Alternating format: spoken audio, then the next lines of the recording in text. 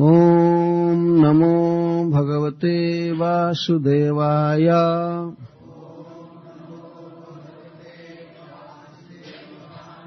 ओम नमो भगवते वासुदेवाय।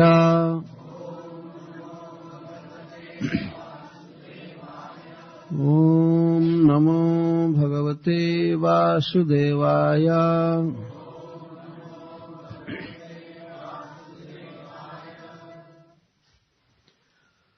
श्रीमद् भागवतम प्रथम स्कंध अध्याय 7 के 33वें श्लोक से मैं कथा प्रारंभ करूंगा। उसके पहले कुछ कथाएं हैं, वो इस प्रकार हैं।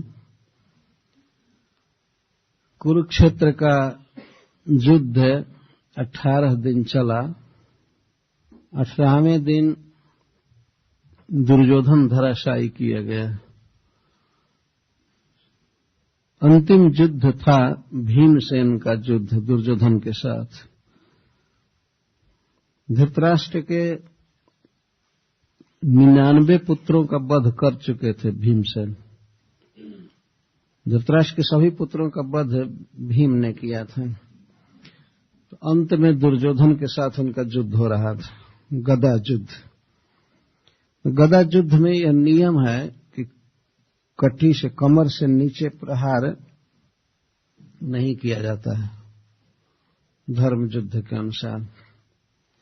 लेकिन भगवान का संकेत पाकर भीमसेन ने दुर्योधन के जांघ पर गदा मारा, और जांघ पर इतना जोर से गदा मारा कि दुर्योधन ऊपर उठ गया और इसके बाद धड़ाम से गिरा, उसकी जांघ टूट गई। जब दुर्योधन कुरुक्षेत्र के युद्ध में इस प्रकार गिर गया, तब उसकी सेना में जो लोग बचे हुए थे, बहुत कम लोग बचे थे, उनमें बहुत हाहाकार छा गया। तो उसमें 3 व्यक्ति युद्ध छोड़कर भाग गए। लास्ट में कृपाचार्य, कृतवर्मा और अश्वत्थामा, ये 3 युद्ध छोड़कर भाग गए।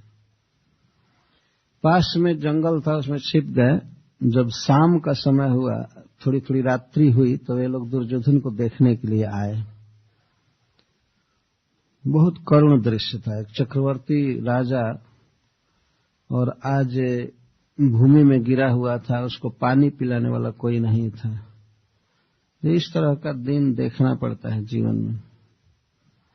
वही दुर्योधन जिसके पास सहस्रों सेवक रहते थे, आज कोई भी पूछने वाला नहीं था। तो तीनों आए। ये तीनों दुर्योधन के द्वारा पोसे गए थे और दुर्योधन की तरफ से लड़े थे तीनों। उसमें कृपाचार्य, कृतवर्मा और अश्वत्थामा, तीनों जब मिलने के लिए आए तो दुर्योधन की इस दुर्दशा को देखकर वे बहुत विलाप करने लगे। ओहो, आज आपकी ये दशा हुई। तो दुर्योधन का प्रिय करने के लिए वे लोग सोचने लगे। तो अंत में वे फिर कोई आवाज आई, इसलिए भाग गए, जंगल में फिर चले गए। तो वहीं बैठे थे, किस तरह से दुर्योधन के इस दुर्दशा का बदला चुकाया जाए पांडवों से। पांडवों के सेना में एक औक्षाहुणी सेना बच गई थी। धृष्टद्युम्न जो सेनापति थे, वे अंतिम समय तक जीवित रहे। द्रौपदी के भाई थे वे। कौरवों की तरफ से कई सेनापति चेंज किए गए थे और मर चुके थे, लेकिन पांडवों के एक ही सेनापति रह गए लास्ट तक, धृष्टद्युम्न। तो एक औक्षाहुणी सेना बची हुई थी।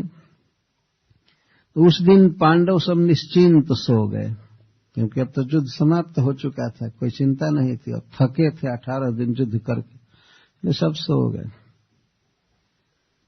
तो उधर अश्वत्थामा, कृतवर्मा और कृपाचार्य, ये लोग आपस में मीटिंग कर रहे थे एक वृक्ष के नीचे।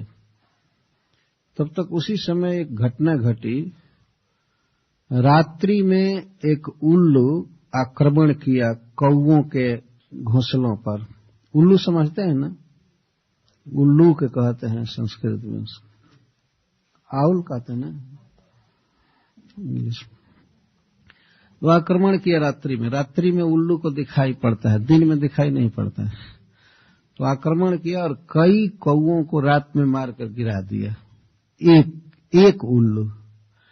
तो इन तीनों को यह प्रेरणा मिली कि यदि सोई अवस्था में हम लोग पांडवों की सेना पर आक्रमण करेंगे तो सोए हुए हजारों लोगों को हम लोग 3 आदमी मार सकते हैं। उनके मन में ऐसा अमर्ष था, इसलिए कि भीमसेन ने क्यों गदा युद्ध किया, जांघ पर क्यों मारा, इसलिए हम लोग भी ऐसे करेंगे। तो ये तीनों सोई हुई सेना पर आक्रमण किए और अश्वत्थामा भीतर शिविर में प्रवेश करके द्रौपदी के सोए हुए 5 पुत्रों को काट दिया। निश्चिंत सोए थे बेचारे लड़के, उनको कत्ल कर दिए, काट दिया। और धृष्टद्युम्न को भी मारा, क्योंकि धृष्टद्युम्न इसके पिता द्रोणाचार्य का वध किए थे। और कई लोगों को मारे। पांडव उस दिन बाहर सोए थे भगवान कृष्ण के साथ, तो उनका कुछ नहीं हुआ। भीतर जितने लोग सोए थे सबका वध हो गया। तो यह समाचार सवेरे जब मिला द्रौपदी जी को कि उनके 5 पुत्र मार दिए गए, तो बेचारी लगी विलाप करने। बहुत दुख पार करके वह इस दशा में पहुंची थी, लेकिन अंत में अपने 5 पुत्र मारे गए। 5 पांडवों से एक पुत्र द्रौपदी जी को हुए थे। तो बहुत विलाप करने लगी, जोर जोर से रोने लगी। यद्यपि विजय मिला, जीत हुई, लेकिन इतना बड़ा घाटा सह कर। तो अर्जुन उस समय सांत्वना देने लगे अपनी प्रिया को, द्रौपदी को, कि तुम्हें रोवो मत।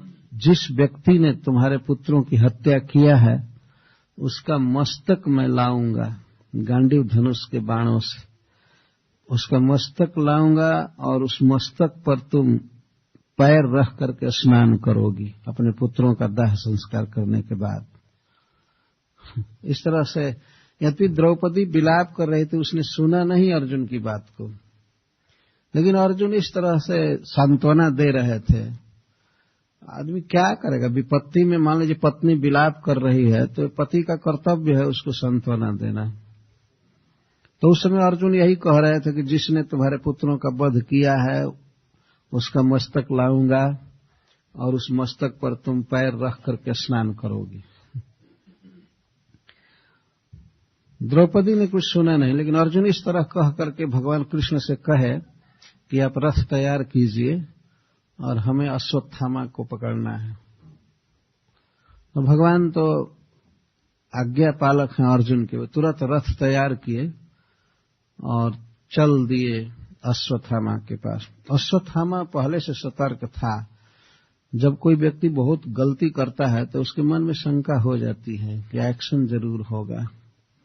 तो चिंता में था, तब तक देखा कि अर्जुन धनुष बाण लिए और कवच बांधे रथ पर चढ़ करके आ रहे हैं।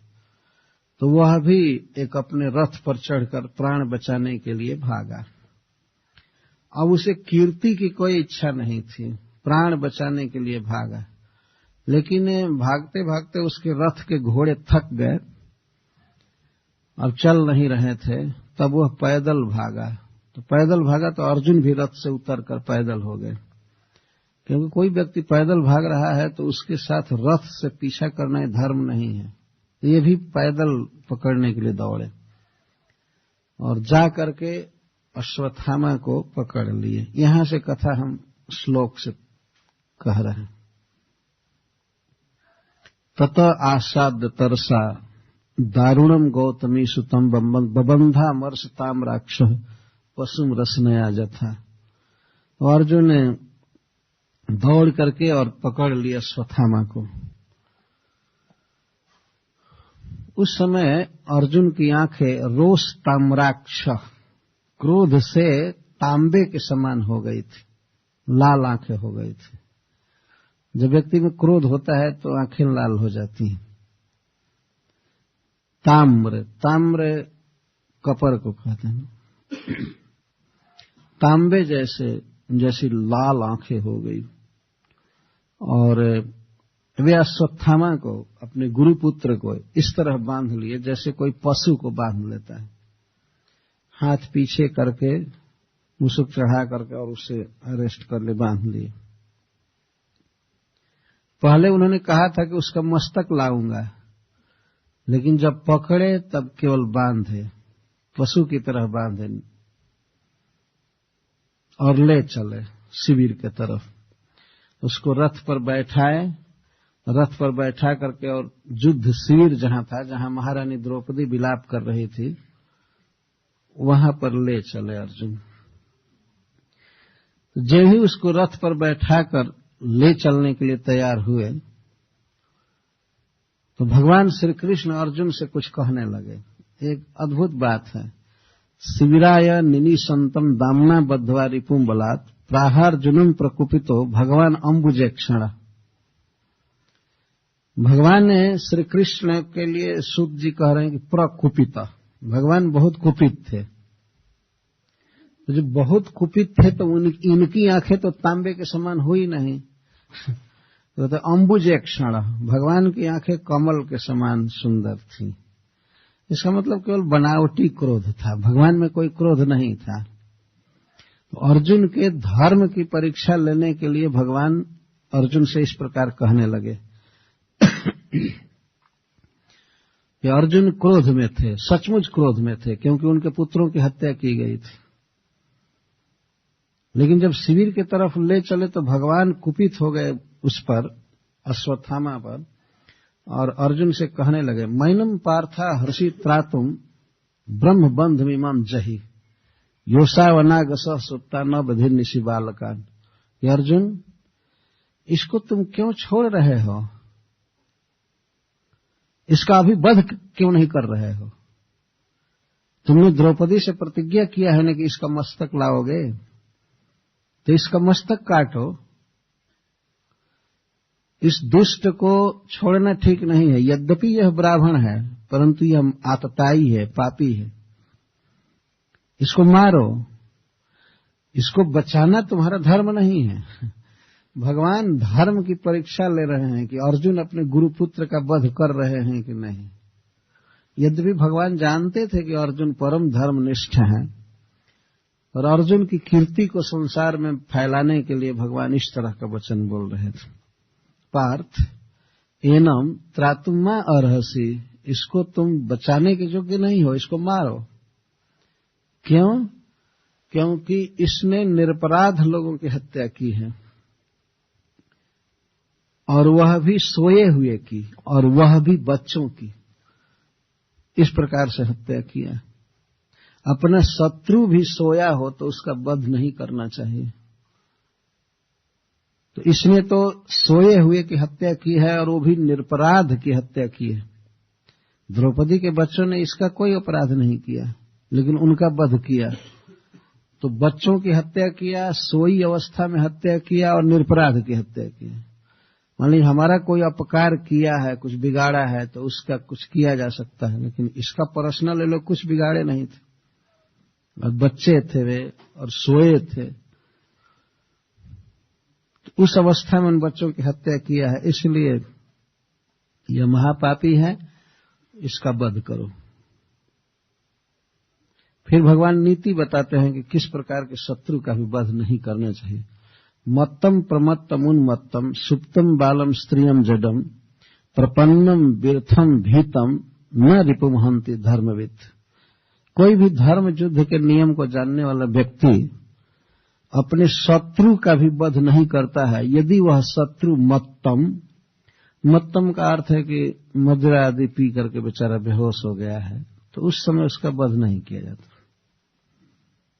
अपना शत्रु ही है तो क्या, लेकिन कुछ पी करके खा करके अगर होश में नहीं है तो उस समय उसका वध नहीं करना चाहिए। मत्तम। प्रमत्तम, प्रमत्त का अर्थ है असावधान है, लड़ने के लिए तैयार नहीं है अभी, उस दशा में उसका वध नहीं होना चाहिए। और उन्मत्तम, कहीं पागल हो गया है, ग्रह बात आदि लग गया है, उस समय भी उसका वध नहीं करना चाहिए। सुप्तम, सोया हुआ है। बालम, और भले शत्रु का लड़का शत्रु है, लेकिन यदि बच्चा है तो उसका वध नहीं करना चाहिए। सुप्तम, बालम, स्त्रियम, और भले वो शत्रु है, लेकिन अगर स्त्री है तो उसका वध नहीं करना चाहिए। जडम, जडम का अर्थ है बिल्कुल पागल जैसा हो गया, अनवधान, शरीर का उसको ध्यान नहीं है, मूर्ख है, तो उसका वध नहीं करना चाहिए। या भीतम, यदि वो डर गया हो, हाथ जोड़ रहा हो, तो उसका वध नहीं करना चाहिए। प्रपन्नम, शरण में आ गया हो। और वीरथम, उसका रथ टूट गया हो, हथियार नहीं हो उसके पास, तो उसका वध नहीं करना चाहिए। कोई भी धर्मवेत्ता व्यक्ति इस प्रकार के शत्रु का भी वध नहीं करता। कितना सुंदर उपदेश है भगवान का। आज के लोग और कितना गिर गए हैं, तो कहीं आक्रमण करते हैं तो ये विचार करते हैं क्या कि वो लोग सोए हुए हैं या कोई खा रहा हो, कोई सावधान नहीं। पहले जो युद्ध होता था सैनिकों में होता था, एक सेना दूसरे सेना के साथ लड़ती थी, और अब इसका कोई विचार नहीं। कहीं भी अटैक करो, किसी की भी हत्या कर दो, बहुत पाप बढ़ गया। कोई सो रहा है, कोई खा रहा है, कोई कुछ पढ़ रहा है, कोई कुछ कर रहा है, और उसी समय अटैक करो, मारो। वास्तव में ये राक्षसों का काम है। तो भगवान बता रहे हैं कि अपना शत्रु भी अगर इन दशाओं में हो तो उसका वध नहीं करना चाहिए, पर इसने वध किया। और एक और नीति भगवान बता रहे हैं कि कोई मान लीजिए बहुत बड़ा पापी है, दूसरे जीवों की हत्या करके, दूसरे को सता करके अपना शरीर पोष रहा है, तो उस व्यक्ति का वध कर देना चाहिए, क्योंकि वो जीवित रहेगा तो और पाप करेगा, और पाप करने के कारण उसकी दुर्दशा और ज्यादा होगी नरकों में। इसलिए राजा को यह आदेश है कि वो ऐसे अपराधियों को, ऐसे पापियों को फांसी पर चढ़ा दे, जिससे उनका किया गया पाप इसी जीवन में समाप्त हो जाता है, आगे दुख नहीं होता है। ऐसा कहा गया है शास्त्र में कि राजा जिसको दंड देता है वह व्यक्ति निष्पाप हो जाता है और उसका भविष्य उज्जवल होता है।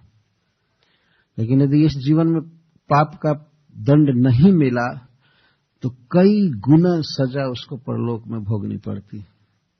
इसलिए भगवान एक सिद्धांत बता रहे हैं, स्व प्राणान यह पर प्राणै प्रपुष्णात घृण खलह तद वधस्तस ही श्रेयो जद्दोषा जात्यधः पुमान। जो व्यक्ति स्व प्राणान, अपने प्राणों को, अपने शरीर को दूसरे के शरीर को बिगाड़ करके पोषता है, ऐसे पापी का वध कर देना ही उसका हित है। उसका इसी में हित है कि उसका वध कर दिया जाए। हम लोगों को इस संसार में जीने का अधिकार है, ईश्वर ने जीवन दिया है तो जीना चाहिए, लेकिन दूसरे को मार कर जीने का अधिकार नहीं है। हमारे यहाँ सब जगह ट्रक पर भी जहां तहां लिखा करते हैं, जियो और जीने दो। जियो, जीने का अधिकार है, लेकिन दूसरे को भी जीने का अधिकार है। दूसरे को मार करके जीने का अधिकार हमको नहीं है। कि भगवान सब देखते हैं, दूसरे लोग जी रहे हैं दूसरे जीवों की हत्या करके, खा करके। लगता है कि जैसे वो मांस नहीं खाएंगे तो जिएंगे ही नहीं। पशुओं का वध करते हैं, पक्षियों का वध करते हैं, मनुष्यों को भी बहुत सताते हैं। और लाभ क्या है? बस जीने के लिए। लेकिन इस संसार में तो देखा जा रहा है कि जो लोग मांस नहीं खाते हैं वे भी जीवित रहते हैं, और मांसाहारियों से अधिक आयु के होते हैं। ये रिकॉर्ड निकाला गया है संसार में। शाकाहारी अधिक दिन जीवित रहते हैं, मांसाहारी कम दिन जीवित रहते हैं। मैं पढ़ा था, रिकॉर्ड निकाला गया है। पशुओं में भी जो शाकाहारी हैं, पेड़ पौधे झाड़ आदि खाते हैं, वे ज्यादा जीते हैं। हाथी बहुत दिन जीवित रहता है। यदि हाथी को स्वतंत्र रखा जाए जीने के लिए तो लोग बताते हैं कि हाथी 400 वर्ष तक जीवित रह सकते हैं, जबकि बाघ, सिंह आदि ये सब बहुत कम दिन जीवित रहते हैं, जल्दी मर जाते हैं। अगर मांस खाने से बहुत दिन जीवित रहते तो ये लोग भी, अगर कोई बहुत दिन जीवित रह सकता था तो ये लोग क्यों नहीं रहते? तो भगवान कहते हैं कि अपने नाशवान देह को पोषने के लिए दूसरे के देह को काट करके कोई व्यक्ति खाता है, सताता है, तो ऐसे पापी का तत्काल वध कर देना चाहिए। तद वधस्तस्य ही श्रेयो, उसका वध कर देना ही उसका कल्याण करना है। क्योंकि जब दोषाद याति अधः पुमान, क्योंकि दूसरे जीवों को सताने से मारने से वह और अधः जाति, अधोगति में जाता है। प्रत्येक कर्म का फल बन रहा है। हम लोगों को भले मालूम न हो, यह बात दूसरी है, लेकिन कर्म का फल बन रहा है। कई ऐसी सूक्ष्म चीजें हैं जिसको सब लोग नहीं समझ पाते हैं, जैसे बच्चे या अगर नहीं समझते हैं, लेकिन फल तो बन रहा है। जैसे मान लीजिए कोई फालतू फोन किया करे जहां तहां, इंटरनेशनल कॉल इधर उधर, और कहे कि नहीं मैं नहीं देख रहा हूं कि बिल बन रहा है, लेकिन जिस दिन बिल आएगा तब पता चलेगा ना कि ओ हमने ये सब किया था। लेकिन वर्तमान में कोई अज्ञ व्यक्ति कहे कि नहीं मैं तो नहीं देख रहा हूं, कहां बिल बन रहा है, हमको नहीं देना पड़ेगा। यहां पर भी मनुष्यों का बनाया हुआ नियम इतना सूक्ष्म है कि हमारी जानकारी के बिना भी कर्म बंधन लगता रहता है, बिल बनता है और सब होता है। आप लोग तो और ज्यादा जानते हैं क्योंकि ये सब क्रेडिट कार्ड वगैरह चल गया है, तो वो और सूक्ष्म नियम, बैंक में रुपया कटता जाता है, क्या क्या होता जाता है। तो जब मनुष्यों के बनाए हुए नियम इतने सूक्ष्म हैं, तो फिर ईश्वर के द्वारा बनाए हुए नियम कितने सूक्ष्म होंगे और कितने पक्का। एक एक कर्म का फल बनता है और भोगना पड़ता है। भगवान के विधान से कोई बच नहीं सकता। तो भगवान स्वयं कह रहे हैं अर्जुन से कि जो व्यक्ति दूसरे के शरीर को नुकसान करके, काट करके, मार करके, हत्या करके खाता है, चाहिए राजा को कि उस व्यक्ति का वध तुरंत कर दे। इसके अनुसार तो जितने गाय खाने वाले हैं उनका वध कर देना चाहिए। अगर सुंदर शासन हो परीक्षित जैसा, तो जो गोमांस खाते हैं या अन्य पशुओं को मार करके खाते हैं, उनको जीने का अधिकार इस संसार में नहीं। अब तो सत्ता ही दूसरे लोगों के हाथ में है, इस वेद शास्त्र के नियमों का पालन नहीं हो रहा है, नहीं तो जीने का अधिकार नहीं। तो दूसरे को, किसी भी व्यक्ति को जीने का अधिकार है, लेकिन दूसरे को सता करके, दूसरे को मार करके नहीं। तो इसने बच्चों की हत्या किया और रात में सोते समय, इसलिए इसका वध होना चाहिए। भगवान अनेक शास्त्र युक्ति, लौकिक युक्ति दे रहे हैं और सब परीक्षा ले रहे हैं क्योंकि भगवान कुपित नहीं है। प्रतिश्रुतम च भवता पांचाल्य शृण्वतो मम आहरिष्य शिरस्तस्य जस्ते मानिनी पुत्रः। तुमने मेरे सुनते सुनते प्रतिज्ञा किया है पंचाली के पास। भगवान कह रहा है ये भी अपनी प्रतिज्ञा पूरी करने के लिए भी इसका वध करो, क्योंकि जो व्यक्ति प्रतिज्ञा करके उसे पूरा नहीं करता है वह भी अधोगामी होता है। तुमने प्रतिज्ञा किया है ना, प्रतिश्रुति दिया ना। क्या प्रतिश्रुति दिया है कि आहरि से शिरस्तस्य जस्ते मानिनी पुत्र। हे मानिनी, हे प्रिय द्रौपदी, जिस व्यक्ति ने तुम्हारे पुत्रों की हत्या किया है उसका सिर आहरिष्य, उसका सिर लाऊंगा, उसका सिर लाऊंगा। लेकिन अर्जुन ने यह नहीं कहा था कि सिर काट कर लाऊंगा, तो शरीर के साथ सिर ले जा रहे हैं सिर तो ले ही जा रहे हैं, लेकिन भगवान के कहने का आशय था कि सिर काट करके ले चलो। अर्जुन ने प्रतिज्ञा किया था कि उसका सिर लाऊंगा।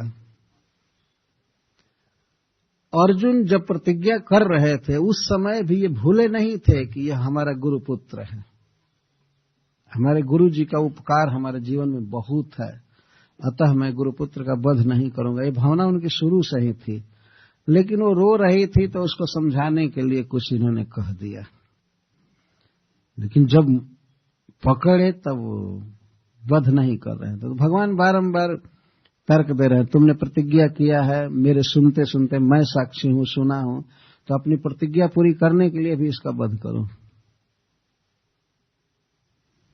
इस प्रकार की बातें भगवान बोल रहे हैं।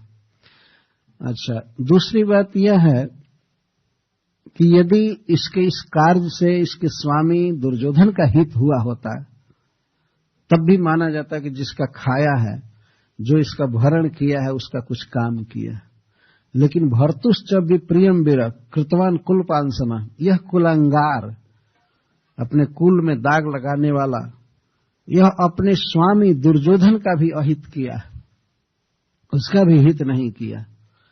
वो घटना इस प्रकार की है, जब अश्वत्थामा द्रौपदी के पुत्रों का मस्तक काट कर रात्रि में ले गया दुर्योधन के पास, तो उसने कहा रात्रि में, स्वामीन स्वामीन, मैं 5 पांडवों का मस्तक काट करके लाया।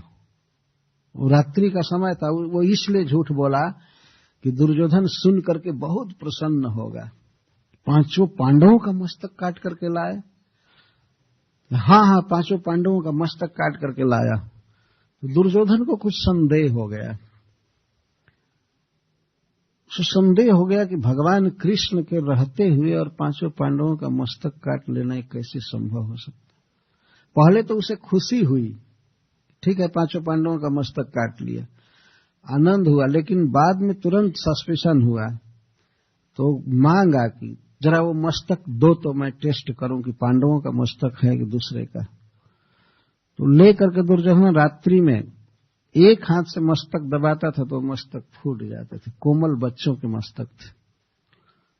तो उसने कहा कि ये पांडवों के मस्तक नहीं है, ये किसी दूसरे के हैं।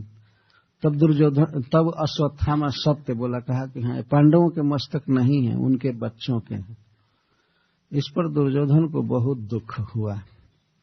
दुख अपनी अपकीर्ति के लिए हुआ, पांडवों पर दया करके नहीं। उसने सोचा कि वो संसार में मेरी बदनामी होगी कि बच्चों की हत्या करवाया, यही भेजा होगा अश्वत्थामा। तो इस बात के लिए उसे बड़ा दुख हुआ और पहले सुख हुआ था। दुर्योधन को यह साफ था कि जिस समय इसके मन में हर्ष और शोक दोनों एक साथ आएंगे, उसी समय इसकी मृत्यु हो जाएगी। तो दुर्योधन की मृत्यु हो गई। तो एक प्रकार से अश्वत्थामा ने दुर्योधन को मारा, यद्यपि किया काम उसको प्रसन्न करने के लिए, लेकिन प्रसन्न नहीं कर सका, बल्कि उसके मरण का कारण बन गया। तो भगवान यह भी कह रहे हैं कि दुर्योधन का भी इसने प्रिय नहीं किया। जिस दुर्योधन ने इसका भरण पोषण किया, पाला पोसा राजा, उसका भी विप्रिय किया, अप्रिय किया, इसलिए इसका वध करो। तदसौ बध्यताम पाप आतता यात्मबंध हुआ भर्तुश्च विप्रियम वीर कृतवान कुलपांसना। इसलिए अभी इसका वध करना चाहिए, अभी वध करो। यह आतताई है, ब्राह्मणाधम है, ब्राह्मण में जन्म लेकर के इसने ब्राह्मण जाति को कलंकित किया है, इसलिए इसका वध करो, वध करो।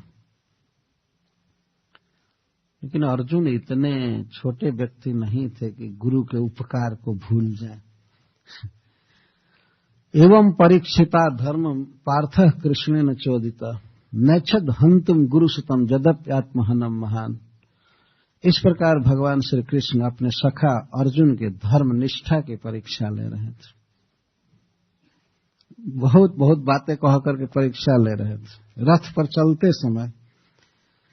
फिर भी अर्जुन अपने गुरुपुत्र का वध नहीं किया। भगवान बार बार दोहरा रहे थे, क्यों ले जा रहे हो, क्यों नहीं इसको मारते हो, लेकिन अर्जुन नहीं मारे। क्यों? महान अर्जुन महान पुरुष थे। जो व्यक्ति किसी के द्वारा किए गए उपकार को याद रखे हमेशा और उसका प्रत्युपकार करना चाहे, उसको महान कहते हैं। जीवन में हमारे लिए किसने क्या किया है, इस बात को याद रखना चाहिए। सबसे पहला उपकार व्यक्ति को माता पिता का रखना चाहिए, याद रखना चाहिए। कितना दुख सह करके माता पिता पालन करते हैं, बच्चे का उत्कर्ष करते हैं, से याद रखना। भगवान का उपकार याद रखना, और समाज में कोई भी किसी ने कुछ किया है तो उस उपकार को याद रखना चाहिए। और जिसने आज पहले उपकार किया है और आज उसके द्वारा थोड़ा अपकार भी हो जाए, तब भी उसे सहना चाहिए, कोई बात नहीं, ऐसा होता रहता है। तो अर्जुन बहुत महान पुरुष थे, सब कुछ सहने वाले थे। उनके 5 पुत्र मारे गए हैं, फिर भी वे मारने वाले का वध नहीं किए, केवल पकड़ लिए। भगवान कह रहे हैं कि मारो मारो, लेकिन फिर भी नहीं मारे। तो रस्सी में बंधे बंधे अश्वत्थामा को वे द्रौपदी के पास ला रहे थे, क्योंकि उन्होंने प्रतिज्ञा किया था। तो द्रौपदी अपने पुत्रों के लिए विलाप कर रही थी, शिविर में पड़ी हुई थी, छाती पीट पीट करके रो रही थी। और अर्जुन पशु की तरह अश्वत्थामा को, गुरुपुत्र को बांध कर लाए थे। द्रौपदी को उन्होंने निवेदित किया कि तुम्हारे पुत्रों की हत्या करने वाला अश्वत्थामा यहाँ उपस्थित है। और भगवान कृष्ण भी वहां थे, युधिष्ठिर महाराज थे, नकुल, सहदेव, भीमसेन सब जुटे हुए थे जब पकड़ करके लाया गया अश्वत्थामा को। सारा समाज जुटा था और कुंती आदि स्त्रियां भी जुटी थी, बहुत सी स्त्रियां जुटी थी, और पांडव और भी जो लोग थे। तो अर्जुन निवेदित किए, दिए अश्वत्थामा। तथा हरतम पशुपास बद्धम अवांग मुखम कर्म जुगुप्सितेन न नाम कृष्णापकृतम गुरो सुतम वाम स्वभावा कृपया न नाम उवाच चा सहन तस्य बंधना नयनम सती मुच्यता मुच्यता में सब ब्राह्मणो नितराम गुरु। आप जरा विचार कीजिए, द्रौपदी के 5 पुत्र मार दिए गए थे, वो बेचारी रो रही थी, और जिसने उसके पुत्रों की हत्या की है उसको बांध करके लाया गया था। तो जब द्रौपदी ने देखा कि द्रोणाचार्य के पुत्र अर्थात गुरु के पुत्र को पशु की तरह बांध करके लाया गया है, तो वो उसको सहन नहीं हुआ और उसने प्रणाम किया गुरुपुत्र को। अपने पुत्रों के हत्यारे को प्रणाम कर रहे हैं, क्योंकि वाम स्वभाव, द्रौपदी का स्वभाव बहुत अच्छा था। वाम का अर्थ मनोहर, सुंदर, सुंदर स्वभाव था। उसने प्रणाम किया और प्रणाम करके तत्काल ही ये कहना चालू की, मुच्यताम मुच्यताम में सब ब्राह्मणों नितराम गुरु, खोल दीजिए, खोल दीजिए, इनको मुक्त कीजिए, मुक्त कीजिए। ये ब्राह्मण हैं, हमारे गुरु हैं, इनको क्यों बांध करके लाए? इतनी महानता द्रौपदी में है, इसीलिए तो भगवान इसको अपनी बहन कहने में सुख का अनुभव करते थे। जिस समय चित्त दुखी है, शोक से ग्रस्त है, उस समय इस तरह से गुरु के उपकार की याद रखना, यह बहुत कठिन बात है। अर्जुन भी शोक से ग्रस्त थे, लेकिन फिर भी अपने गुरुपुत्र का वध नहीं किए।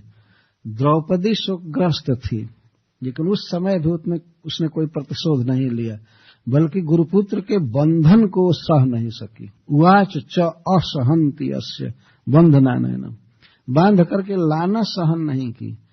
और सबसे पहला एक्शन के उसने प्रणाम किया, और प्रणाम करके अपने पति अर्जुन से कहा, मुच्यता मुच्यता में, ये ब्राह्मण खोल दिए जाएं, खोल दिए जाएं। ये सब तरह से हमारे गुरु हैं, गुरु के पुत्र हैं। यह धर्म, एक क्षत्रिय को इस तरह से एक ब्राह्मण का वध नहीं करना चाहिए, और विशेष करके यदि वह ब्राह्मण कोई उपकार किया, पढ़ाया है, लिखाया है, वेद शास्त्र दिया, इसका वध नहीं होना चाहिए। अब दूसरी बात बता रही है, सरहस्यो धनुर्वेदम स विसर्गोपसंयम अस्त्र ग्रामस्य भवता शिक्षितो जदनुग्रहात् स एष भगवान द्रोण प्रजारूपेण वर्तते तस्यात्मनोर्धम पत्न्यास्ते नानोगाद वीरसुः कृपी। जिनकी कृपा से आपने समस्त मंत्रों के साथ धनुर्वेद की शिक्षा लिया, जिन्होंने कृपा करके आपको धनुर्वेद सिखाया, आपको वीर बनाया, अस्त्र को छोड़ना सिखाया और अस्त्रों को लौटाना सिखाया, सब विसर्गोपसंयम, कैसे अस्त्र चलाया जाएगा, कैसे लौटाया जाएगा, सारे अस्त्र समूहों को आपने सीखा है श्रीपाद द्रोणाचार्य की कृपा से। तो वही द्रोणाचार्य आज अपने पुत्र के रूप में खड़े हैं। उनका शरीर तो पूरा हो गया युद्ध में, लेकिन अपने पुत्र के रूप में द्रोणाचार्य आपके सामने खड़े हैं। और आप यह अनुभव कीजिए कि आप द्रोणाचार्य को बांध करके लाए। इतनी बात कह रही है। शास्त्र कहता है कि कोई भी व्यक्ति वास्तव में पुत्र रूप में जन्म लेता है। आत्मा वही जायते पुत्र।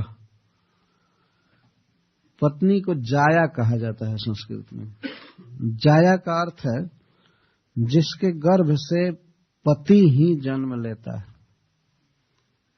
चाहे पुत्र रूप में या पुत्री रूप में, पति ही जन्म लेता है स्त्री के गर्भ से, ये शास्त्र कहता है। तो आज गुरुपुत्र बांधा गया, अश्वत्थामा बांधा गया, तो इसका अर्थ है कि द्रोणाचार्य बांधे गए हैं शास्त्र के अनुसार। यह बहुत सुंदर सिद्धांत है और हम लोगों के इस कान में प्राय बात प्रचलित हो गई है। भक्त लोग कहते हैं किसी की पत्नी कहीं खड़ी है तो कोई पूछता है तो आपकी माता जी खड़ी है वहां पर ऐसे कहते हैं। ये नहीं कहते आपकी वाइफ खड़ी है या आपकी पत्नी खड़ी है, चाहे यहाँ, और यहाँ तक कि वो भक्त भी कहता है हमारे माता जी को भेज देना। बड़ा संदेह होता है अपनी पत्नी को माता जी कहना, पर शास्त्र के अनुसार यह भी ठीक है एक दृष्टि से। पर व्यवहार में ऐसा नहीं कहना चाहिए। व्यवहार में तो बोलने का नियम है कि अगर पति अपनी पत्नी के विषय में कुछ कहना चाहता है तो अपनी पुत्री या अपने पुत्र का नाम लेकर के कहना चाहिए, उसकी मम्मी को कह देना यह कार्य करना ऐसे बोलना चाहिए।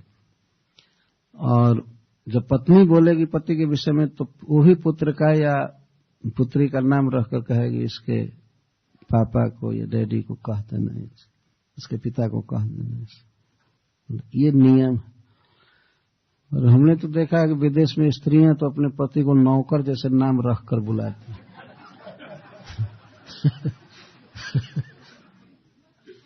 कभी कभी तो ऐसा भ्रम होता है कि इसका बेटा है कि नौकर है, क्या कैसे नाम रखती। और उस पर भी आश्चर्य की बात है कि पति लोग उसी में आनंद मानते हैं कि हमको नाम लेकर के बुला रही है अजीब अजीब परिवर्तन हो गया।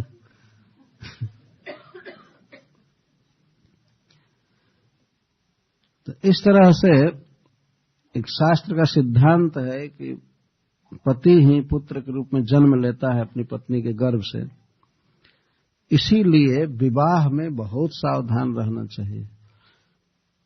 अब जो हमारी मां बनेगी वो स्त्री बहुत सुशील होनी चाहिए, गुणवती होनी चाहिए, क्योंकि उसके गर्भ से जन्म लेना है ये मान करके चला जाता है।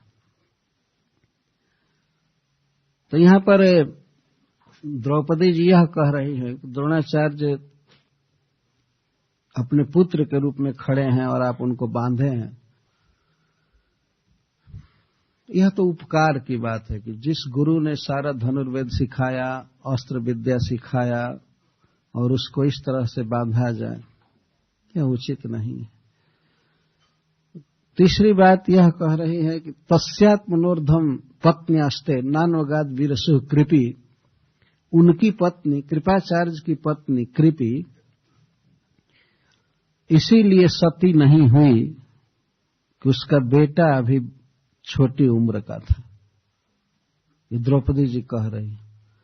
पहले स्त्रियां सती हो जाती थी अपने पति के मरने के बाद, लेकिन कुछ नियम रहते थे कि जिस स्त्री का बच्चा अभी छोटा है तो वो सती नहीं हो सकती है, क्योंकि पिता भी चले जाए, मां भी चली जाए तो उस बच्चे का पालन कौन करेगा। तो बच्चा यदि छोटा है तो वो सती नहीं हो सकती है। मां यदि गर्भवती है तो वो सती नहीं हो सकती। कुछ ऐसे नियम। तो द्रोणाचार्य महाभारत के युद्ध में मार दिए गए, परंतु कृपी द्रोणाचार्य की पत्नी उनके साथ सती नहीं हुई, क्योंकि अश्वत्थामा कम उम्र का भी था। यह सेनापति भी बना था कौरवों की तरफ से एक दिन के लिए, लेकिन फिर भी आयु में अभी छोटा था। अतः अपने पुत्र के रक्षण के लिए, पोषने के लिए वह सती नहीं हो गई। तो द्रौपदी जी के कहने का आशय है कि आज वह हमारी गुरु माता जब यह सुनेगी और देखेगी कि उसका पुत्र इस तरह से बांधा गया तो उसे कितना दुख होगा। और यदि मान लीजिए अश्वत्थामा का वध कर दिया जाता तब तो उसकी हालत क्या हो जाती। जिस पुत्र के लिए वो सती नहीं हुई, अपने पति का विरह सह ली, और वह आज अपने पुत्र की दुर्दशा देखे, इस तरह से बांधना, अपमानित करना या वध कर देना, तो कैसे सह पाएगी, बेचारी दुखी होगी। इस प्रकार की बात सोच रही। यही महानता है ना, दूसरे के दुख को समझना, यही महानता है। द्रौपदी के 5 पुत्र मार दिए गए हैं, इसको वो सह रही है, लेकिन दूसरे का पुत्र बांध करके आया है, इसको वो सह नहीं रही। कभी कभी कुछ लोगों के मन में ऐसा भ्रम होता है, शंका होती है कि द्रौपदी बहुत कठोर हृदय की स्त्री थी। जैसे भगवान जब संधि दूत बनकर जा रहे थे तो द्रौपदी ने अपना केस दिखाया था कृष्ण को कि आप देख लीजिए हमारे केस। जब से दुशासन ने हमारे केस को पकड़ा है तब से मैंने प्रतिज्ञा किया है कि जब तक उसका खून नहीं आएगा तेल के रूप में तब तक मैं केस नहीं बांधूंगी। तो आप संधि कराने जा रहे हैं तो ठीक नहीं है, आप होने दीजिए युद्ध और मरने दीजिए सबको। तो ये सब घटनाएं हैं जिससे ऐसा लगता है कि द्रौपदी बहुत कठोर हृदय की थी, लेकिन वास्तव में वो कठोर हृदय की नहीं थी। कुछ खास मौके पर व्यक्ति को कठोर होना चाहिए और कुछ ऐसे अवसर आते हैं उसमें बिल्कुल सॉफ्ट होना चाहिए। जहां तक किसी व्यक्ति ने उपकार किया है, बहुत बहुत उपकार, अर्जुन को अर्जुन बनाया है सब तरह से, तो उसके द्वारा अगर कदाचित कोई अपकार हो गया हो तो उस अपकार को भूल जाना चाहिए। हो जाता है ऐसे।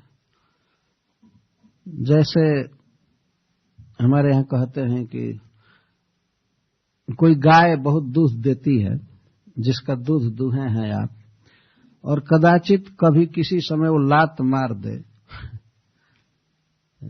किसी तरह से लात मार दे, चोट भी लग जाए, फिर भी सहते हैं। कहते हैं दुधारू गाय का लात भी सहना चाहिए।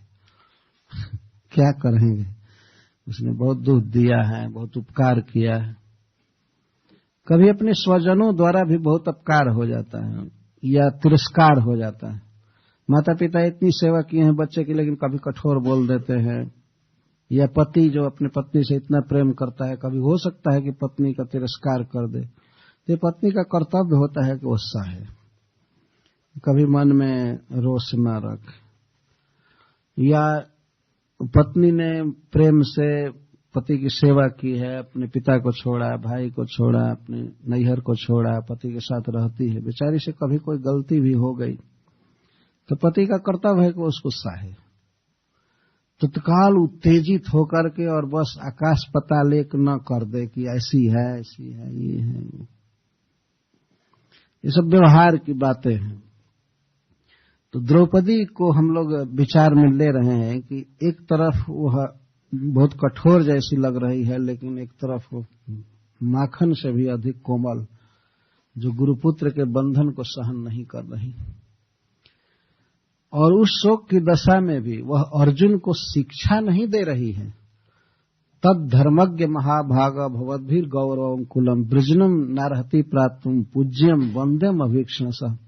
अर्जुन को संबोधन कर रही है, हे धर्मज्ञ, हे महाभाग, इस तरह से। उसे कहने का आशय था कि मैं आपको शिक्षा नहीं दे रही हूं, केवल आपके गुणों का मैं स्मरण करा रही हूं कि आप सदा से कैसे हैं। आप धर्म का तत्व जानते हैं, किस स्थिति में व्यक्ति का क्या कर्तव्य होता है, इसको आप खूब अच्छी तरह से जानते हैं। धर्मज्ञ और महाभाग, महाभाग का अर्थ है आप परम भाग्यवान हैं, आप पूर्व जन्म में या इस जन्म में बहुत सुकृत किए हैं, बहुत शुभ कर्म किए हैं, कभी ऐसा पाप नहीं किए हैं कि आपने ब्राह्मण को मारा हो या किसी को दुख दिया हो, ऐसा काम आप नहीं किए हैं। तो आपके द्वारा सदा ही गुरु के कुल की मर्यादा पाली गई है, आपने ब्राह्मणों का आदर किया है, ब्राह्मणों का साथ दिया है, दीन दुखियों को सहारा दिया है, यह आपका इतिहास है। इसलिए आपके द्वारा इस तरह से गुरुपुत्र को बांधना ठीक नहीं। शिक्षा भी दे रही है, लेकिन कितनी शालीन भाषा में शिक्षा दे रही है। ये किसी भी स्त्री को सीखना चाहिए कि पति से कैसे बोलना है। शिष्ट भाषा का प्रयोग कर रही है। एक तरफ से वो कह रही है कि गुरुपुत्र को बांधना अनुचित है, लेकिन दूसरे तरफ कह रही है कि आप सदा उचित कार्य किए हैं, सदा से आप महान हैं, इसलिए यह कार्य आपके योग्य नहीं। इस तरह से गुरुपुत्र को बांधना ठीक नहीं। भाषा ऐसी होनी चाहिए, नहीं तो काम भी नहीं होता है, ऊपर से और झगड़ा हो जाता है। और कर्कश बोला जाए, कोई मान लीजिए द्रौपदी गाली देने लगती, अरे नालायक कहीं कि तुम बांध कर लाए, तुम हमेशा यही किए हो, बुद्धि नहीं है। ये कहा जा सकता था। ये आंखें फूट गई है, नहीं पहचान रहे हो कि ये गुरुपुत्र है। ये कोई भाषा है? वाणी में ही सब कुछ है वास्तव में।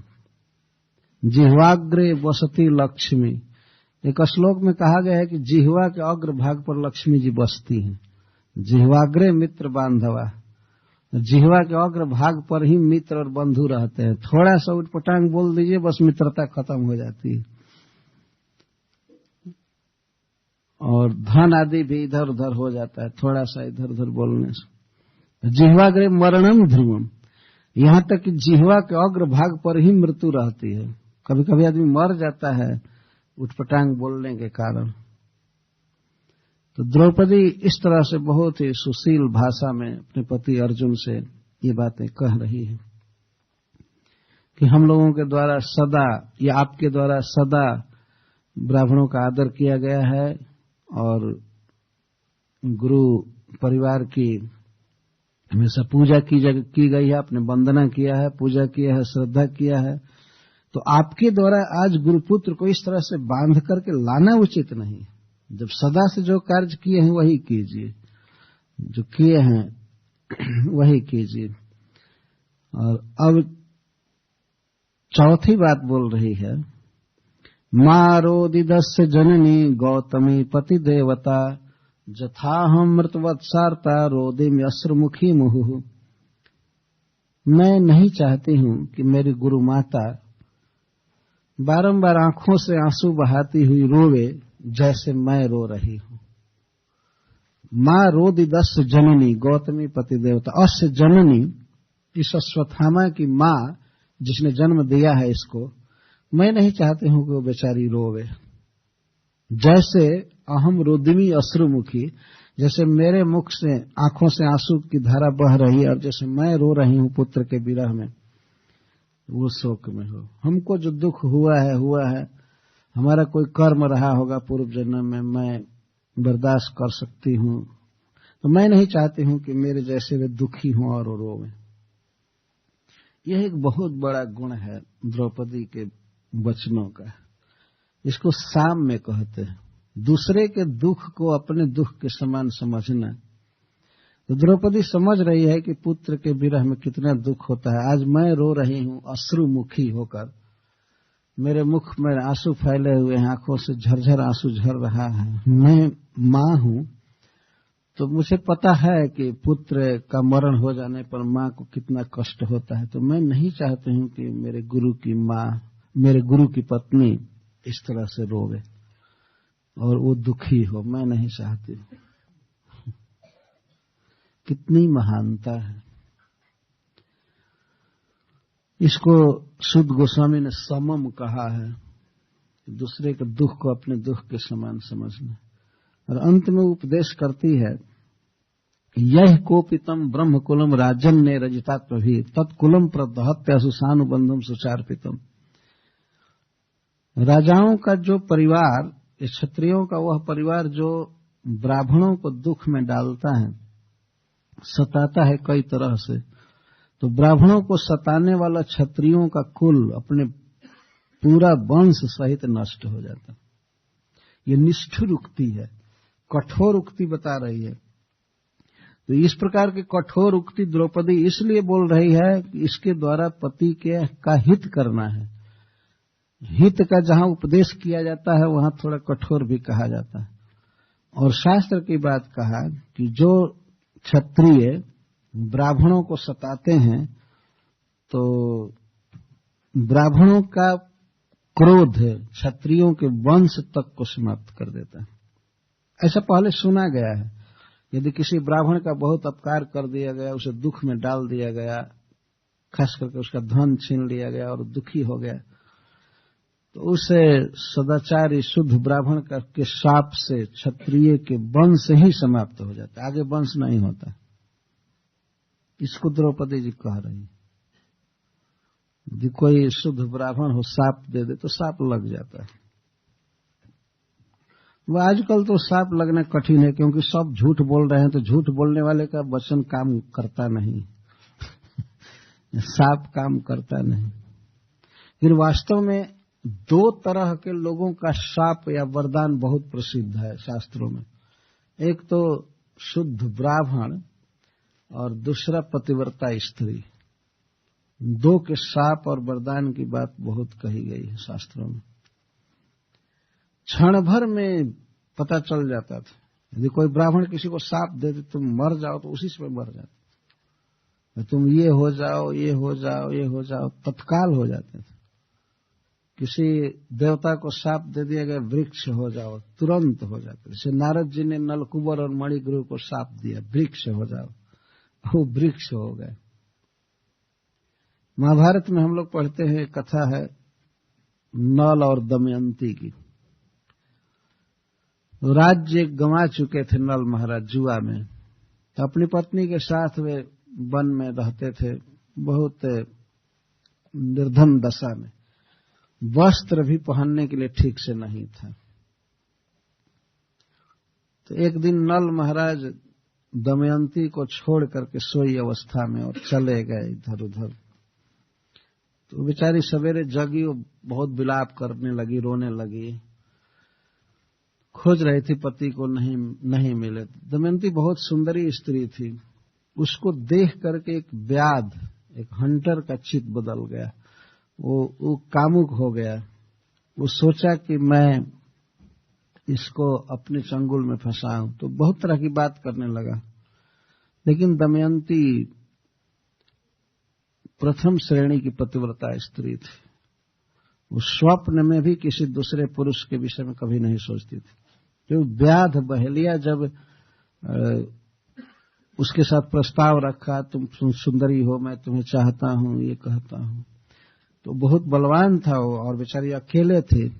लेकिन द्रौपदी ने कहा कि यदि मन, कर्म और वचन से मैंने सदा नल महाराज के ही चरणों का चिंतन किया हो और स्वप्न में भी दूसरे किसी पुरुष को मैंने नहीं सोचा हो, तो यह व्याध मर जाए। और इतना कहते ही उस व्याध के शरीर में आग लग गई और जल कर राख हो गया। ये महाभारत में कथा है। तो और इसी तरह का प्रभाव हम लोग ब्राह्मणों के वचन में पढ़ते।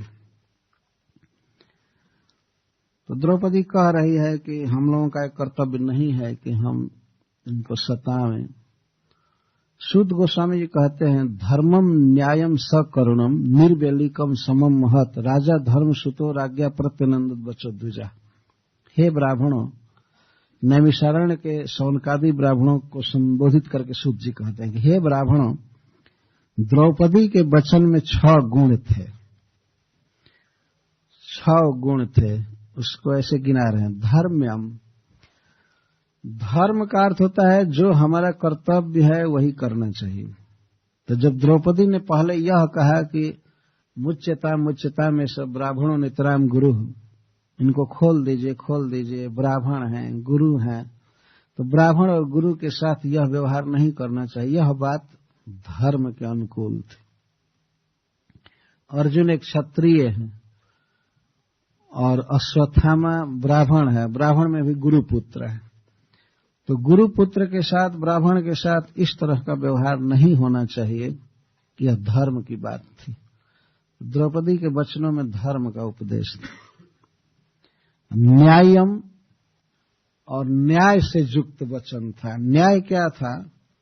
वो बोली कि समस्त मंत्रों के साथ धनुर्विद्या आपने सीखा है, बाण चलाना, युद्ध करना सीखा है द्रोणाचार्य से,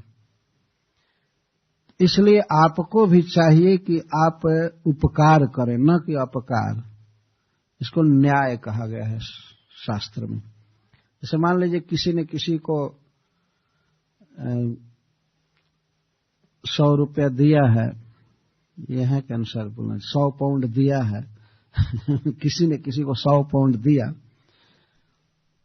और समय आने पर उसको यथावत 100 पाउंड लौटा दिया आपने, तो इसको न्याय कहा जाता है। न्याय कहते, यदि हमको किसी ने कुछ सुख दिया है तो हमने उसको बदले में सुख दिया, इसको न्याय कहते हैं। और यदि हमने उसको कम दिया या नहीं दिया तो इसको अन्याय कहा जाता है। कि न्याय ये है। जब द्रोणाचार्य ने इतना ज्ञान दिया, अस्त्र विद्या सिखाया, सब कुछ सिखाया, तो उनके पुत्र को बांधना ये अन्याय है, न्याय नहीं। तो द्रौपदी की बातों में न्याय था। सदा व्यक्ति को चाहिए कि वह न्याय के अनुसार चले, अन्याय ना करे। किसी भी व्यवहार में पति को भी चाहिए कि वो देखे कि पत्नी के साथ हमारा अन्याय नहीं होना चाहिए, और पत्नी को भी सोचना चाहिए हम पति के प्रति अन्याय नहीं होना चाहिए। इस तरह माता, पिता, राजा, गुरु या समाज में कोई भी व्यक्ति है, न्याय पूर्वक चलना चाहिए। और सबसे बड़ा न्याय यदि देखना हो तो ईश्वर के प्रति देखना चाहिए, भगवान के प्रति। भगवान ने हम लोगों को जो दिया है उसकी कोई तुलना नहीं है, उतना कोई नहीं दे सकता है, माता पिता भी नहीं दे सकते। बच्चा जब जन्म लेता है, आप सबका अनुभव है, देखा हुआ विषय है, अभी बच्चा मां के उदर में रहता है तब तक मां के स्तनों में दूध भरने लगता है, और बच्चा जब जन्म लेता है तो मां के स्तन को पीता है, छाती का दूध पीता है। स्तनों में दूध भर देना ये किसकी व्यवस्था है? जरा विचार कीजिए। क्या उस बच्चे के पिता की व्यवस्था है? वो नहीं, और न तो मां की व्यवस्था है। वो वास्तव में कृष्ण की व्यवस्था है। बच्चा जब जन्म लेगा तो उस समय वो रोटी नहीं खा सकता, भात नहीं खा सकता,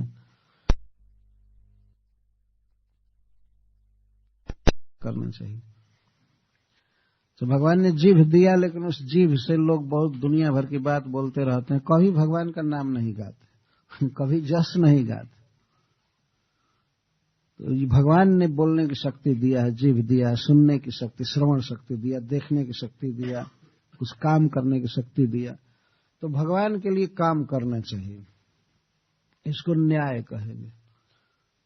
जितनी शक्ति हम उतना ही कर सकते हैं। भगवान के प्रति तो न्याय का व्यवहार होना भी कठिन है। भगवान इतना दिए हैं कि हमसे तो उतना हो ही नहीं पाएगा, उतना कर नहीं पाएंगे, लेकिन जितनी शक्ति है उतना करना चाहिए, यही न्याय है।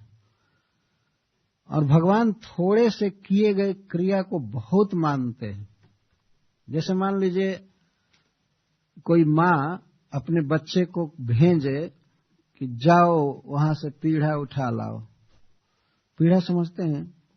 काठ का एक पीठक होता है, बैठने के लिए, भोजन के समय बैठते हैं कुछ, या कोई सामान। जैसे मान लीजिए माँ अगर भेजे बच्चे को, वो सामान उठा लाओ, तो बच्चा जाता है, सामान उठाता है, उसे उठता नहीं है, और किसी तरह उठाया तो लेकर के चल नहीं पाता है। तो लेकिन बच्चे के ईमानदारी से प्रयास को देख करके माँ तत्काल दौड़ करके जाती है और उस सामान को उठा लेती है, और बच्चे को भी उठा करके लाती है।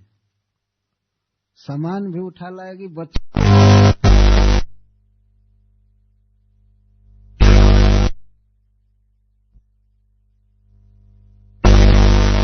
हमारे भावों को भगवान देखते हैं कि ये भजन करना चाहता है, थोड़ा कर रहा है, ज्यादा नहीं। अगर मान लीजिए 8 माला भी कर रहा है या 16 माला कर रहा है, 4 माला कर रहा है, तो भगवान ऐसी कृपा करते हैं कि पूरा कराने लगते हैं।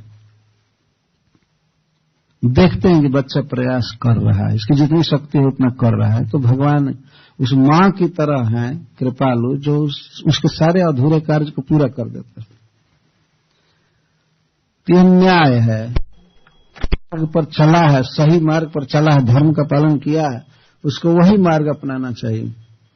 तो द्रौपदी जी कह रहे हैं कि आपने सदा गुरु की सेवा किया है और गुरु के परिवार की पूजा किया है, मान्यता दिया है, वंदना किया है, तो इस समय भी वही करना चाहिए, नया रास्ता नहीं अपनाना चाहिए। और समम का अर्थ है समता। उसने कहा कि मैं नहीं चाहती हूं कि मेरी गुरु माता उस प्रकार रोवे जैसे मैं रो रही हूं। ये समता है, दूसरे के दुख को हमेशा अपने दुख के समान समझने का प्रयास करना चाहिए। और छठा गुण था द्रौपदी के प्रवचन में कि निष्ठुर उक्ति द्वारा भी पति का हित करना चाहती है, कठोर वचन बोल करके भी चाहती है कि इसका हित हो। जैसे उसने कहा कि जो ब्राह्मणों को सताता है उसका वंश समाप्त हो जाता है, ये देखना चाहिए ना, चाहे वो बच्चा बोल रहा है, चाहे स्त्री बोल रही है, चाहे कोई बोल रहा है, यहां तक कि अपना शत्रु भी बोले और उसका वचन यदि उत्कृष्ट है तो उसको ले लेना चाहिए। जैसे मान लीजिए कोई शत्रु है, दुश्मन है और आपको मार रहा है, सोना के मुहर से ऐसे मार रहा है मान लीजिए, और थोड़ा आपको चोट भी लगे फिर भी आप उसको लेंगे ना। ये सोचेंगे कि हमारे दुश्मन है, मार रहा है, हम इसको नहीं लेंगे। मार रहा है लेकिन सोने की मुद्रा से मार रहा है, गोल्डन कॉइन से मार रहा है, तो उसको तो ले ही लेगा चतुर आदमी और मूर्ख व्यक्ति उसको नहीं लेगा, सोचेगा दुश्मन बोला है तो इससे क्या, कितना अच्छा बात बोला है। तो इस तरह से स्त्री बोल रही है, लेकिन युधिष्ठिर महाराज स्वीकार किए। रानी के वचन को युधिष्ठिर महाराज ने स्वीकार किया। और नकुल सहदेवश्च युयुधानो धनंजय, नकुल सहदेव दोनों ने कहा हाँ ठीक है खोल दिया जाए, और युयुधान सात्यकी जी कहे कि खोल दिया जाए, स्वयं अर्जुन भी तैयार हो गए, हाँ खोल देता। धनंजय तैयार हो गए। और भी भगवान देवकी पुत्र, और वही भगवान जो अर्जुन को पहले उकसा रहे थे कि मारो मारो मारो इसको, वे भी कह दिए कि हाँ खोल दो। द्रौपदी ठीक कहती, खोलो खोलो खोलो। अच्छा हुआ नहीं मारे, पहले से ही मारे, खोलो खोलो खोलो खोलो। भगवान भी बड़े कौतुकी है, लगे कहने खोल दो खोल दो। और वहां जो स्त्रियां थी कुंती वगैरह, वो सब कहने लगी खोल दो। और भी जितने लोग थे सब ने कहा कि खोल दो, ठीक है खोल दो। केवल एक व्यक्ति ने कहा नहीं खोला जाएगा। तत्राह मर्षितो भीमस तस् श्रेयन वध स्मृत भर्तुर्नाथ पुनश्चार्थ योहन सुप्तन शिशुन वृथा। सब लोग कह रहे थे कि खोल दो, द्रौपदी की बात का अनुमोदन कर रहे थे, लेकिन भीमसेन क्रोध में बोले नहीं, इसका वध करो। और भीमसेन क्रोध में थे, न तो इसने अपने स्वामी दुर्योधन का हित किया है, न अपना हित किया है, ये व्यर्थ ही बच्चों को मारा है, इसलिए इसको मारो। और भीमसेन बल की आलोचना करने लगे। ये सब पागल हो गए, एक स्त्री के पीछे चलने लगे। स्त्रियां तो भावुक होती हैं। बताओ, सोई अवस्था में 5-5 बच्चों की हत्या किया है और ये कह रही है कि खोल दो। और इन सब का दिमाग खत्म हो गया, बस एक स्त्री के पीछे सब चल रहे भीमसेन ऐसे बोलने लगे, भावुक है, प्रणाम कर रही है, ये कर रही है, बस स्त्रियां तो सेंटिमेंट होती है। भीमसेन कहने लगे ये ठीक नहीं है कि सब लोग द्रौपदी के कथन अनुसार चले। इसके श्रेयन वधा स्मृता, इस अश्वत्थामा का कल्याण इसी में है कि इसकी जान मार दी जाए, इसका वध कर दिया जाए, इसी में इसका हित है, और कोई दूसरी बात न सोची जाए। मारो। अर्जुन मारते हो कि नहीं? अगर नहीं मारते हो तो मैं मारने जा रहा हूं, मैं गदा से इसको मार देता हूं। अब भगवान तो हंसने लगे, अर्जुन से कहने लगे कि पहले ही मार दिया होता तो ये दुविधा नहीं आई होती ना अब क्या करोगे? एक पक्ष कह रहा है कि इसको छोड़ देना चाहिए और भीमसेन कह रहे हैं कि नहीं मार देना चाहिए, वो भी उचित बात कह रहे हैं। तो भगवान को हंसी आने लगी। और वे अर्जुन से कहे, फिर से बोले, ब्रह्म बंधुर्न हंतव्य आतताई बधारहण मयि उभय मामनात्म परिपाह्य अनुशासनम। मैंने शास्त्रों में उपदेश किया है, भगवान कह रहे हैं। भगवान द्वारका में या कुरुक्षेत्र में भगवान जैसे बिल्कुल बोलते थे, खुल करके। ब्रज में तो अपने को छिपाए रखते थे, लेकिन और जगह वे तो कहते हैं कि वेद शास्त्र में मैंने उपदेश किया है कि ब्राह्मण का वध नहीं करना चाहिए, और दूसरा उपदेश मैंने किया है कि आतताई का वध कर देना चाहिए।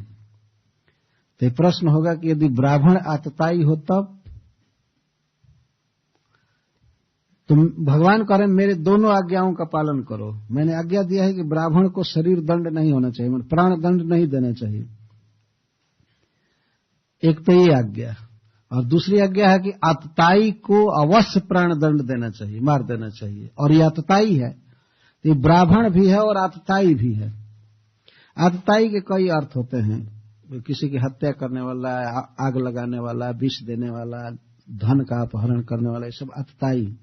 तो ये आतताई भी है और ब्राह्मण भी है, और मेरी आज्ञा है कि ब्राह्मण का वध नहीं करना चाहिए, आतताई का करना चाहिए। तो मेरे दोनों आज्ञाओं का पालन करो, मतलब इसका वध करो और वध नहीं भी करो। भगवान के कहने का आशय ये था, इसकी जान मारो और जान मत भी मारो।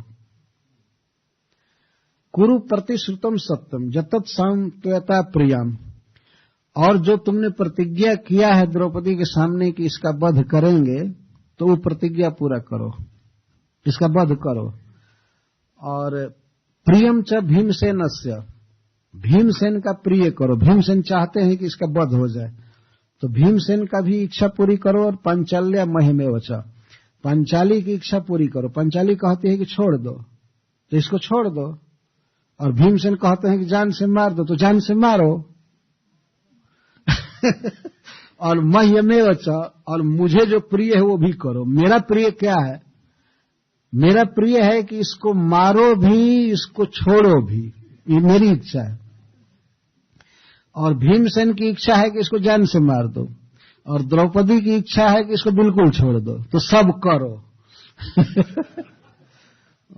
अर्जुन सहसाज्ञाया हारे हरेर हार्दमथासीना मणिम जहार मूर्धन्यम द्विजस सह मूर्धज। अर्जुन तो भगवान के सखा थे, इसलिए भगवान की बात को तत्काल समझ गए कि क्या कहना चाहते। परस्पर विरुद्ध आज्ञाएं थी, लेकिन अर्जुन तत्काल समझ गए कि भगवान का सखा भी तो एक भगवान ही है ना। तो तत्काल समझ गए कि इनके हृदय में क्या है, समझ गए।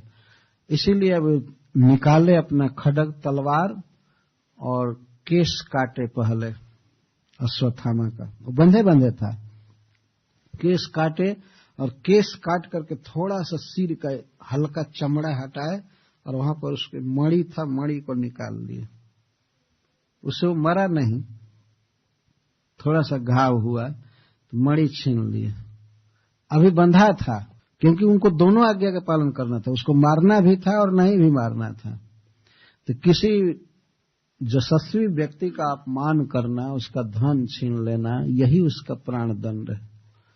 कोई कोई तो ऐसे सम्मानित व्यक्ति होते हैं कि आप उनको रेत तुकार कर दीजिए, इसी में वे मरने जैसा दुख मानने लगते हैं। छीन लिया, एक तो वो मणि से हीन हो गया, दूसरे बच्चों की हत्या किया था, उससे वो निस्तेज था। तो इस प्रकार से उसका तिरस्कार करके, मणि छीन करके, रेत तुकार करके और बंधन खोल करके शिविर से बाहर कर दिया अर्जुन।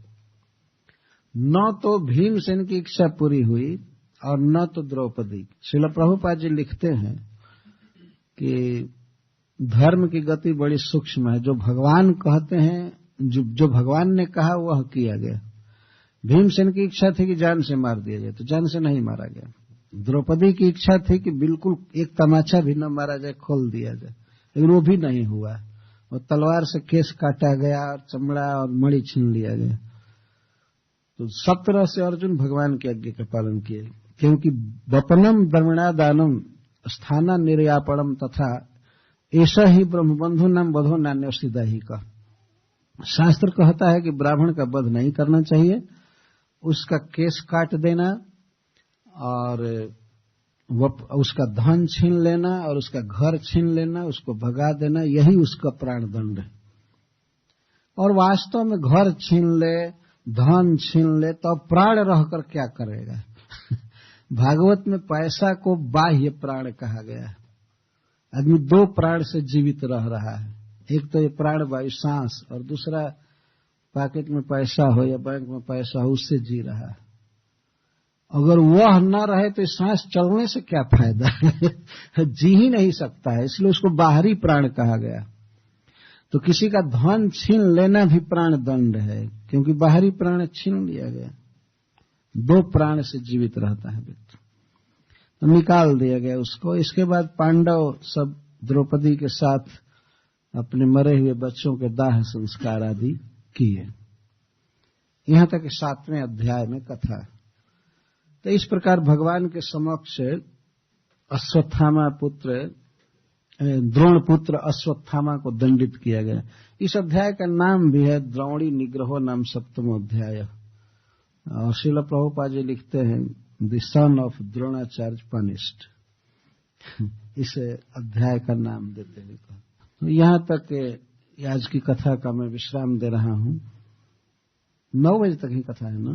अच्छा, और कल से प्रारंभ करेंगे किस प्रकार भगवान परीक्षित की गर्भ में रक्षा किए और महारानी कुंती भगवान कृष्ण की स्तुति करेंगे। हरे कृष्ण। जय श्री प्रभु। जय श्री